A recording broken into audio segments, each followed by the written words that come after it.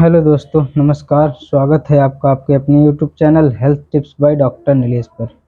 आज हम इस वीडियो में सर्दी खांसी के घरेलू या आयुर्वेदिक उपचार के बारे में जानेंगे। तो वीडियो शुरू करने से पहले अगर आप चैनल पर नए हैं और वीडियो में जानकारी आपको अच्छी लगे तो लाइक करिए और सब्सक्राइब ज़रूर करिए। आज हम इस वीडियो में वैद्यनाथ के शीतोपलाद चूर्ण के बारे में जानेंगे। क्या यूज है इसका, क्या साइड इफ़ेक्ट है और कौन कौन इसे यूज कर सकता है। तो वैद्यनाथ के शीतोपलाद चूर्ण में इसके घटक के रूप में इसमें मिश्री और वंशलोचन, पिपली और छोटी इलायची और दालचीनी मिला हुआ होता है। इसका उपयोग आप सर्दी खांसी या पुरानी से पुरानी खांसी हो उसके इलाज में इसका उपयोग किया जाता है।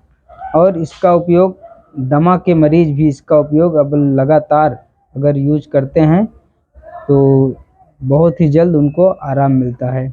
और इसका उपयोग एक काम में और होता है, जैसे हाथ पैर में जलन हो रहा हो तो इसका उपयोग वहाँ भी होता है। और इसके उपयोग में आप 1 चम्मच शहद और 1 चम्मच चूर्ण दोनों साथ में मिलाकर आप सुबह शाम या चिकित्सक के या वैद्य के परामर्श के अनुसार आप इसे खा सकते हैं।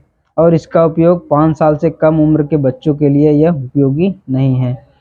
और इसके साइड इफ़ेक्ट के बारे में बात करें तो इसके बहुत साइड इफ़ेक्ट नहीं हैं, परंतु अगर आपको कोई समस्या है, किसी भी प्रकार की समस्या है या एलर्जी है किसी भी दवा से, तो आप इसका उपयोग करने से पहले डॉक्टर से या केमिस्ट से या फिर वैद्य से परामर्श अवश्य लें कि इसे खाना है या नहीं खाना है। तो ये कुछ जानकारियाँ थी शीतोपलाद चूर्ण के बारे में।